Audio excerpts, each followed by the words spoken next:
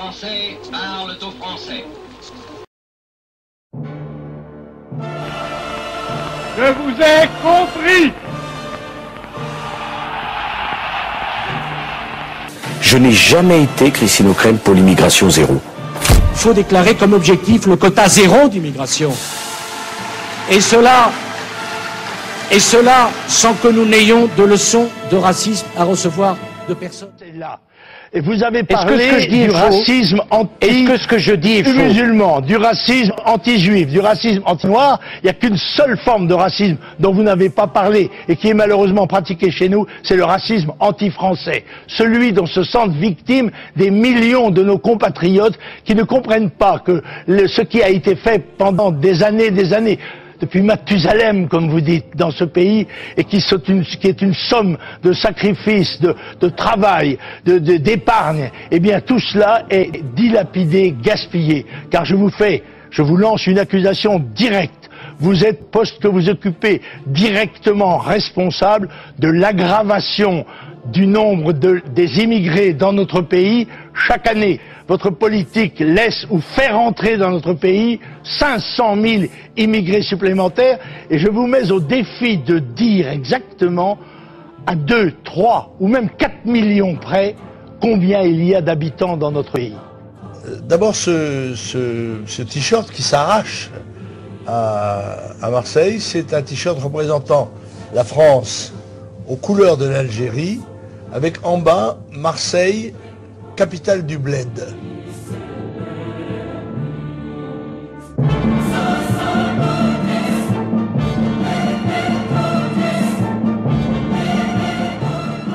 Ils considèrent que leur pays est l'Algérie et ils se considèrent ici dans une forme de colonisation.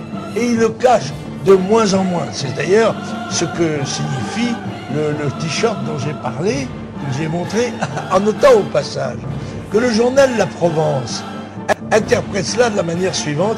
Jean Le Pen a commencé sa campagne électorale par une provocation. Autrement dit, la provocation, ça n'est pas de mettre Marseille capitale du bled, c'est de le montrer au public. Autrement dit, là, c'est la vieille dame qui est agressée dans la rue, qui trouble l'ordre public par ses cris. Ça n'est pas l'agresseur. Voilà. Le ministre de l'immigration et de l'identité nationale vient de proposer récemment, il y a peu de temps, une mesure consistant aujourd'hui, je crois, tout à l'heure, disant les étrangers pourraient voter aux élections locales en France à un horizon de 10 ans. Il a dit, alors Nicolas Sarkozy l'avait déjà proposé pendant la campagne, ça revient sur le devant de la scène. Est-ce que vous y êtes favorable? Le ministre de l'immigration est un ministre immigrationniste. Il a fait la déclaration mirobolante selon laquelle la France n'est ni un peuple, ni une langue, ni un territoire, mais un conglomérat de peuples qui veulent vivre ensemble. Glomérat toi-même. Le vote, je suis évidemment contre. Le vote appartient aux nationaux exclusivement. C'est qu'une des questions centrales pour la France, c'est celle du pouvoir d'achat des Français. Alors, s'agissant d'ailleurs du pouvoir d'achat, qu'est-ce que vous attendez de moi? Que je vide des caisses qui sont déjà vides? Ou que je donne des ordres à des entreprises à qui j'ai pas à donner d'ordre? J'ai pas été élu pour augmenter les impôts, moi. Certains dénoncent une nouvelle taxe cachée dans le projet de Christine Albanel, la ministre de la Culture, d'un prélèvement sur les réservations de chambres d'hôtel pour financer la rénovation des monuments historiques. 1 ou 2 euros par nuitée. L'idée provoque des remous. Question, le gouvernement a-t-il modifié, sans le dire, sa politique en matière d'impôts?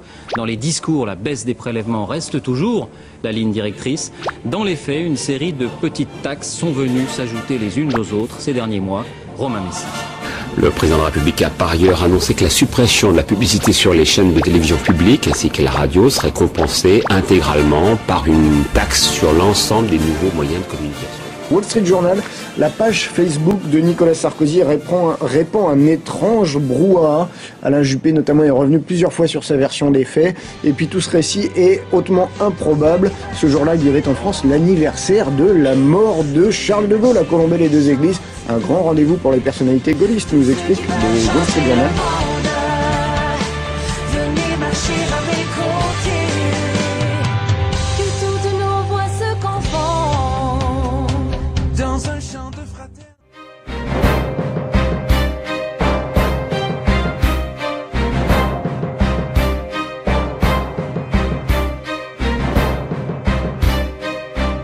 nation demeure au XXIe siècle le cadre le plus performant pour assurer la pérennité, la liberté, la sécurité, la prospérité, la langue et la culture d'un peuple.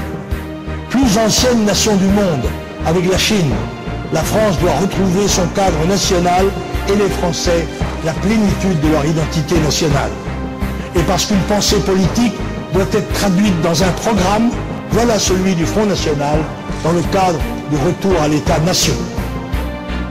Inverser au plus tôt le courant de l'immigration, supprimer la double nationalité, rétablir nos frontières nationales, rendre plus sévères les procédures de naturalisation et de déchéance de la nationalité, refuser la régularisation des clandestins, établir la préférence nationale, organiser un référendum sur l'immigration.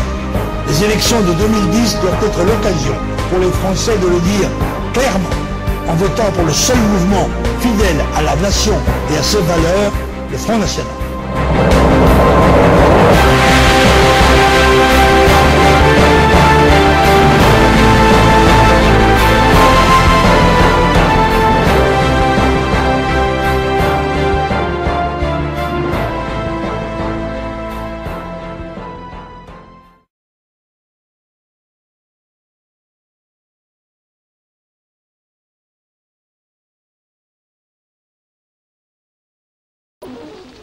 Veuillez écouter tout d'abord quelques messages personnels.